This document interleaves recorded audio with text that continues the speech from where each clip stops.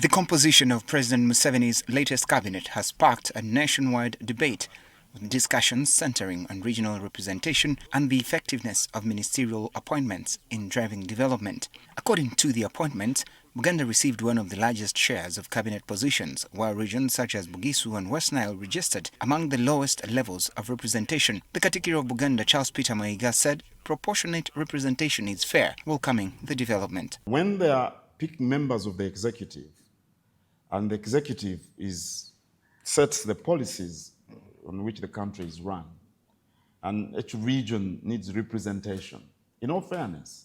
And since Buganda is the most populous, it is good that a good number of people from here were picked. He, however, notes that focus should not be about numbers alone, but the quality as well. What is important are the people of reasonable caliber, reasonable quality, people who can initiate policy that can deliver the country. For me, that is key. So, for example, I don't know how many Catholics are in the cabinet. I'm a Catholic. But that's not my major concern. I'm concerned about health of the citizens. I'm concerned about education we get. I'm concerned about infrastructure. I'm concerned about, jobs that young people can take up. While these cabinet appointments are viewed by some as a form of sharing the national cake, different stakeholders argue that the focus should be on service delivery rather than regional quotas. But when we put Mr. Museveni in a box, not just of regions, but also of religion, of gender, you have literally removed a lot of his ability to form a cabinet he would have wanted. And Ugandans debate cabinet in terms of those. Yet cabinet as a structure of government is about service delivery. Dr. Muhumuza says development depends more on effective planning and functioning local government systems than the number of ministers a region has. He argues that Uganda must move beyond tribal and regional considerations when assessing government appointments.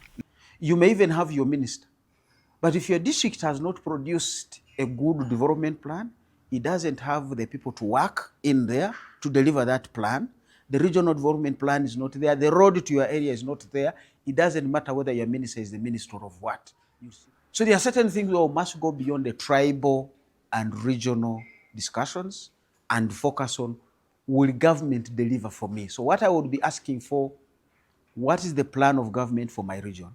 The economist also notes that public understanding of ministers' roles remains limited and calls for stronger performance management and orientation for cabinet members, particularly on economic issues. We need a slot in the orientation of cabinet for the Ministry of Finance, for the National Planning Authority. So this is how the economy works.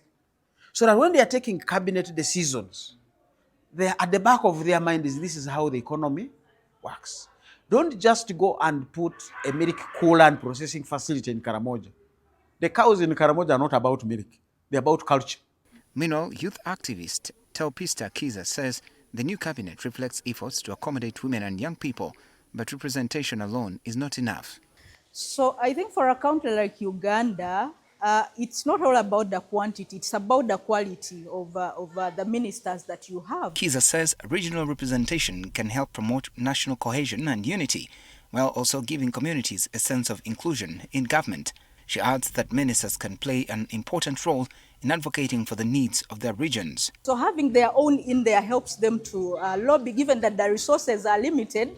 So the one that has good lobbying and influencing capacity is likely to influence some of the resources and government programs to be able to favor their particular regions where they come from. She says government institutions must be allowed to function independently and accountability mechanisms strengthened to improve performance. So for long in the politics of Uganda is that we have seen that the president has a lot of influence on what happens, that of late he even has influence on what happens in a particular district. So his powers override these ministries and departments and agencies to deliver services or to be able to perform their work.